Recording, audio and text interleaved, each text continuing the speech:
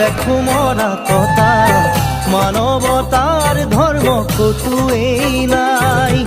মানুহে নুবুজে মানুহৰে মূল, কোনে আনি দিব চেতনাৰে দোল।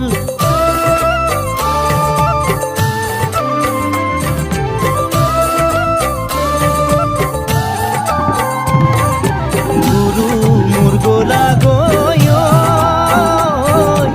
আমাক নিথৰুৱা কৰি থৈ প্ৰাণহীন হ'ল সমাজ, দেখিছো তাৰেই প্ৰকাশ।